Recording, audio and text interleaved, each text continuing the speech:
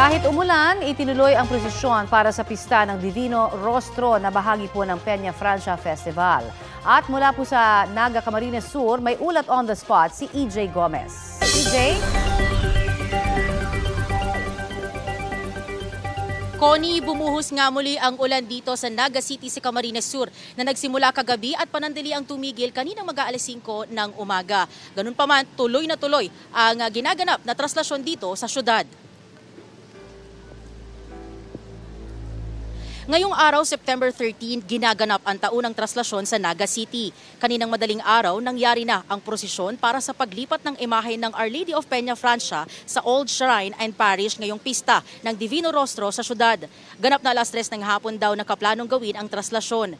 Pero ngayon pa lang ay umuulan na sa Naga City na nagsimula kagabi hanggang madaling araw dahil sa southwest monsoon o habagat na pinalalakas ng bagyong nasa labas ng bansa. Ayon sa Naga City Local Disaster Risk Reduction Management Office, sa 27 barangay, aabot sa 7 ang laging binabaha sa tuwing may bagyo. Sa ngayon, wala naman daw naitalang pagbaha. Hindi rin naman daw tumaas ang antas ng tubig sa Naga River. Patuloy daw ang pag-monitor sa mga creeks at flood-prone barangays. Gayon din ang posibleng pagbaha sa upper barangays at landslide-prone areas dulot ng tubig na nagmumula sa mga bundok. Ayon sa LDRRMO, nakapag-clearing operations naman daw ang lokal na pamahalaan sa mga creek at estero pagkatapos ng bagyong Enteng para maiwasan ang pagbabara na posibleng maging sanhi ng pagbaha sa mga kalsada. Dahil sa pag-ulang naranasan kagabi, ilang residente, partikular yung mga walang matuluyan ang nahirapan sa paghahanap buhay kahapon.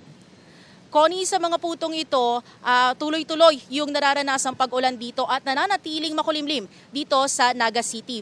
Kanina may mga ilang grupong nagsipuntahan dito sa Plaza Quezon para mag-practice at tumambay. Pero dahil nga umulan, ay nagsiuwian muna sila.